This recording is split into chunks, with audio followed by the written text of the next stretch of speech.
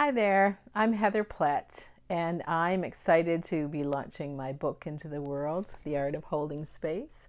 September 29th, I'm going to be hosting an online gathering on Zoom in the afternoon, our time, and then in the evening, if you happen to be local, you can join me.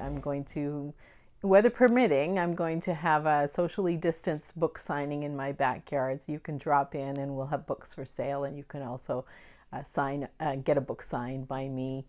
And hopefully it will be a great celebration.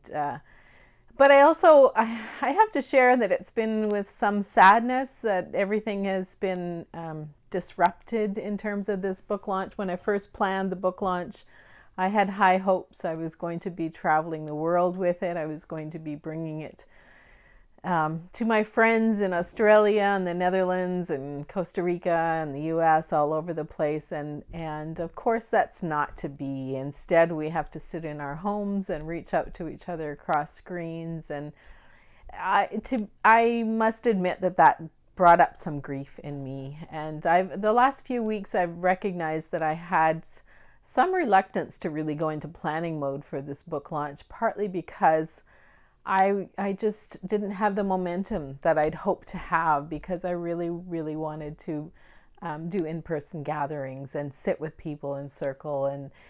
And so before I was ready to be in the place to actually launch, I had to first be honest with myself and hold space for that grief. And as I was doing that, I realized, well, in some ways that's kind of a perfect thing anyways, because what the book is about is holding space for disruption.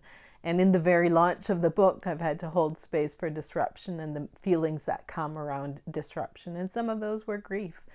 And I've done a variety of things. I've spent a lot of time at lakes in the summer, just being present with nature. I also spent time in my backyard. Some of you have seen my photos of my building projects. Getting my hands dirty and working with wood and power tools is one of my go-tos when I'm working through emotions.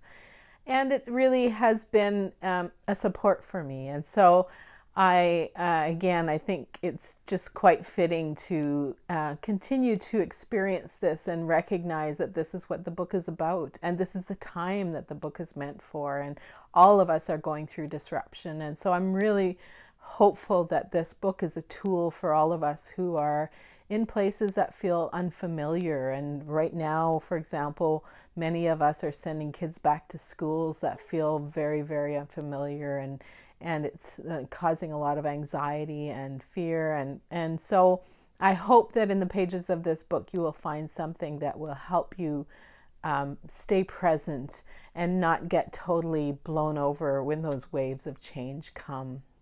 So in closing, before I close the video, I wanted to read just a small portion of the book for you, just to inspire you, and hopefully it will encourage you to pick up a book and read through it.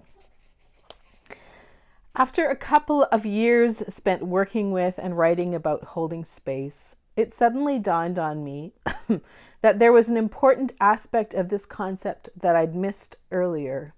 Everything I wrote about, taught, and contemplated came down to one profound realization. The heart of holding space is this: freedom.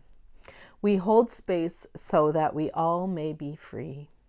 Free of judgment, free of fear, free of injustice, and free of discrimination, prejudice, and shame. Free to emerge from a liminal space journey with pure, powerful truth.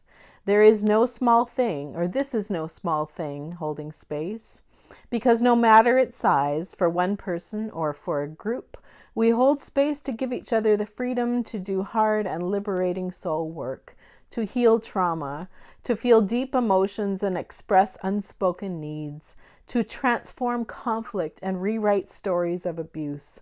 We hold space to accommodate both light and shadow, agony and delight, to find our path in the world. When we hold space, we create a container for liberation. Freedom is not an easy thing to hold space for. It's not an airy-fairy pie-in-the-sky ideal that we attract if we think good thoughts and send out love and light. It takes hard work and drags us through dark and chaotic places. As any freedom fighter will tell you, it comes at a high cost. Freedom from oppression, fear, injustice, indignity, poverty, supremacy, violence, discrimination, exploitation, all these require that we make strong commitments, take risks, put our bodies on the line, and stay in the struggle even when it gets ugly. So that's a little taste of what's in the pages of the book. I hope you'll join me on September 29th, and I really hope you'll find some support and encouragement that you need in the pages of this book.